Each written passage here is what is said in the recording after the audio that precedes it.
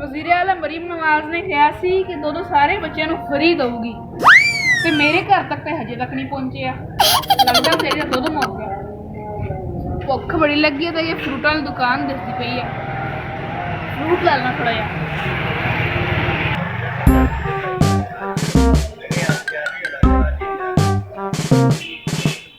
अस्सलाम वालेकुम भाई।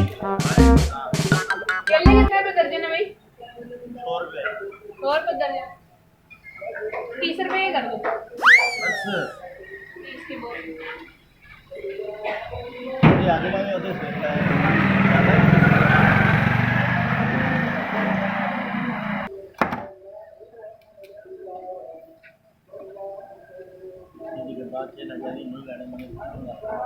चलो भाई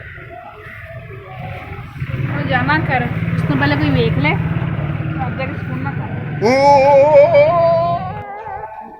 केले ले तो ले मैंने कोई वेख ना लवे।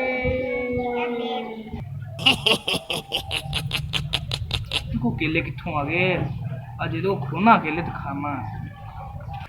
ओ इधर आओ तो केले लेके आ रहे हैं ले ताजा है यार मेरे छोटे भाई दे तेरे छोटे भरा ने की करने खा के अब बीमार है देखी यार वो बीमार है। दिखा ले सही आ गया दादिया दादिया मैं नहीं यार सही है बिल्कुल। अब मैं खाना खाना यार बिल्कुल दिखा इधर मैं खावा भाई ठीक नहीं मैं आप देख के ले टेंशन क्यों लेना है। ओ दिखा नहीं यार दादी दादी दादी नहीं यार देखिए छोड़ दे। ओ एक बच्ची हुई किधर है ओ किधर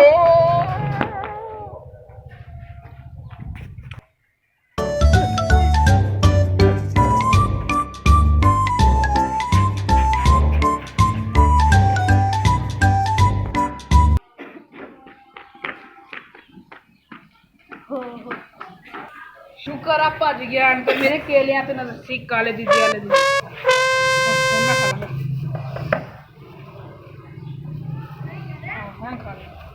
ओए ओ ले इधर दिखा एडा तू केले खाना छोटे भरा दा ला का भी दिखा दिखा जा जान हो जा था